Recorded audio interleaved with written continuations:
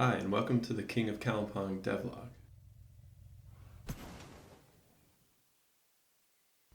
There are two ways to destroy your opponents in Kalimpong. You can hit them with a projectile, or you can just smash into them. While that's very satisfying to land, I thought it would be fun to have a dedicated melee attack, so I introduced a kick move.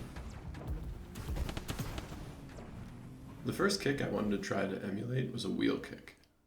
To get started, I broke the rotation that I wanted down like this. The back left or right wheel is going to be the foot, so I needed that to come up while the vehicle reaches a 180-degree rotation. Then I want the back wheel to cut across the target and down as the vehicle returns to its original orientation. To implement this, I added a 3D vector to the vehicle's JSON config file to describe the angular velocity of the kick. When you hit the kick button, the vehicle applies this angular velocity. Putting it in a config file means I can change it without having to compile any code, because the vehicle reloads the config JSON file whenever it respawns. Beyond fine-tuning the angular velocity values to get the spinning motion right, I added a little hop and some forward movement. The jump gives the vehicle time to perform the kick, and the forward movement adds power to the attack. There was a little problem with the first version of the kick. Applying linear and angular velocities that achieve the right look and also let the vehicle land assumes that the terrain is flat, which it rarely is in Kalimpong. The problem here is that the kick maneuver is such a small vertical jump that I didn't bother to have it engage the vehicle's auto landing system. But that means that if the terrain it was landing on wasn't the same elevation or rotation as the terrain from which it jumped, the vehicle would stumble. To fix this, I needed more control over the move while it was in progress. I introduced a timeline so I could think about the kick in phases. For example, the first quarter second would be the attack, and the second quarter second would be the recovery, and the last half second could be the auto lander.